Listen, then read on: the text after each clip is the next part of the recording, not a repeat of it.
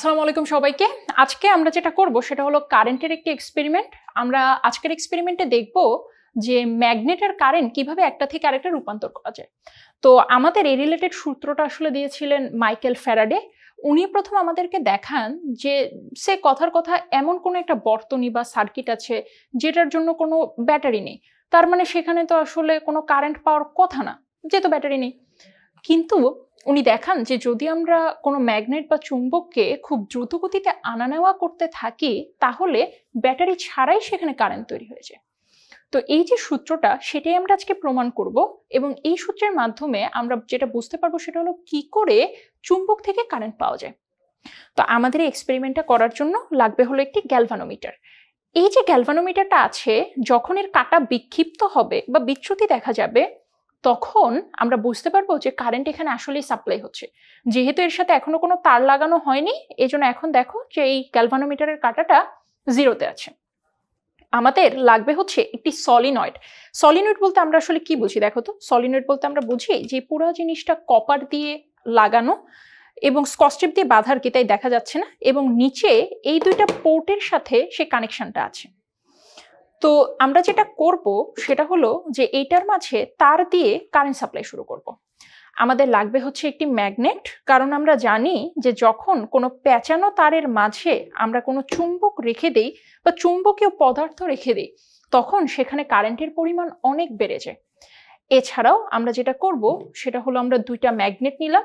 এখানে দুইটা নেওয়ার কারণ হলো সাধারণত একটা দিলে বিচ্যুতি যেটা সেটা খুব অল্প দেখা যায়। আমরা যত বেশি পরিমাণে ম্যাগনেটিক ফিল্ড ইনডিউস করতে পারবো আমরা তত বেশি পরিমাণে বিক্ষিপ্ত কাঁটা এখানে দেখতে পাবো। তো সেই কারণেই আসলে দুইটা না, আমরা চাইলে তিনটা চারটা বা শক্তিশালী কোনো ম্যাগনেটও হচ্ছে নিয়ে নিতে পারি। তো এছাড়াও আমাদের লাগবে হচ্ছে গিয়ে তার। এই তার দিয়ে আমরা এই দুইটা যন্ত্রকে একটা একটার সাথে কানেক্ট করব। তো চলো আমরা একটা কাজ করি, আমরা এখন একটু দেখে নেই যে আমাদের কি করে ম্যাগনেটিক ফিল্ড থেকে আসলে কারেন্ট তৈরি হয়। তো তড়িৎচুম্বকীয় আবেশে আমরা আসলে কি দেখতে পাই, তোমরা খেয়াল করলে দেখবে যে একটা সলিনয়েড থেকে সবুজ সবুজ রঙের কিছু একটা বের হচ্ছে। এই জিনিসগুলো কিন্তু আমরা বাস্তব জীবনে দেখতে পাই না।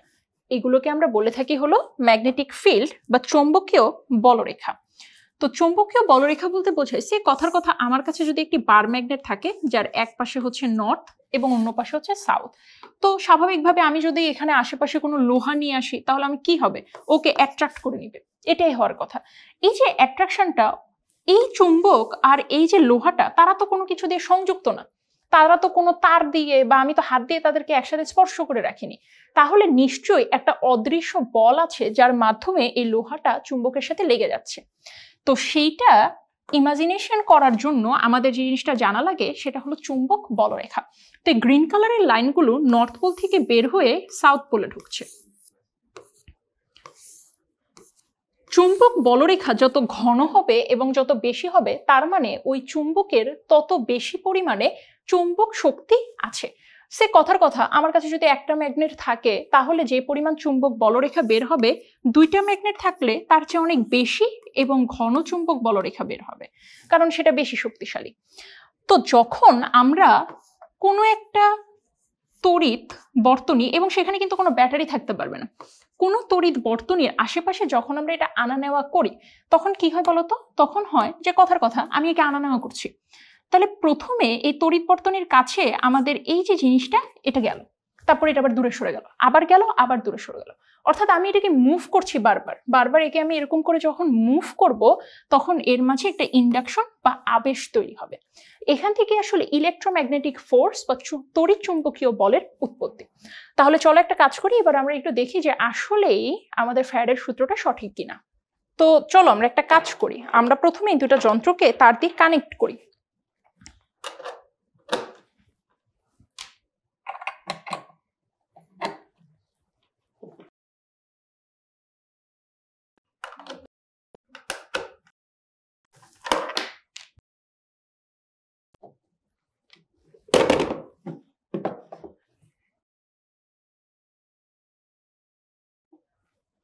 তো আমরা একটা কাজ করি, প্রথমে একটা চুম্বক দিয়ে একটু দেখি যে এখানে কাটা বিক্ষিপ্ত হয় কিনা। তাহলে আমি চুম্বকটাকে একটু মুভ করা শুরু করলাম। এখন দেখতে পাচ্ছি আমাদের গ্যালভানোমিটারের যে কাটাটা সেটা হালকা নড়ছে, খুব বেশি কিন্তু না। অর্থাৎ আমাদের কারেন্টের পরিমাণ খুব বেশি না, খুবই অল্প। এ কারণে আমরা যেটা করব সেটা হলো আরেকটা চুম্বক নিয়ে নিলাম। তাহলে এই যে আমরা আরেকটা চুম্বক নিয়ে নিলাম, এখন আমাদের চুম্বকের শক্তি কিন্তু মোটামুটি ডাবল হয়ে গেছে। এবার আমরা আবার এখানে ইন্ডাকশন তৈরি করি। আমরা যদি এখন কাঁটাটার দিকে তাকিয়ে দেখি তাহলে দেখব বেশ আগের চাইতে অনেক বেশি বিক্ষিপ্ত হচ্ছে। অর্থাৎ আমি যত চুম্বকের শক্তি এবং চুম্বকের বলরেখা বাড়াতে পারবো তত আমার বেশি কারেন্ট তৈরি হবে। তো এই জিনিসটার মাধ্যমে আমরা আসলে প্রমাণ করলাম কিভাবে মাইকেল ফ্যারাডে চুম্বক থেকে কারেন্ট পেয়েছিলেন। তো এই ধরনের জিনিসের উপর ভিত্তি করেই আসলে মোটর, জেনারেটর, ট্রান্সফরমার এই জিনিসগুলো তৈরি। তো আমাদের যে 4টা মৌলিক বল আছে তার মধ্যে একটা হলো তড়িৎ চুম্বকীয় বল। এই বলের সাহায্যে আমরা ম্যাগনেটিক ফোর্সকে ইলেকট্রিক ফোর্সে কনভার্ট করতে পারি। তো আশা করি তোমরা আজকের এক্সপেরিমেন্ট বুঝতে পেরেছো এবং মাইকেল ফ্যারাডে আসলে কি বলতে চেয়েছিলেন সেটাও জানতে পেরেছো।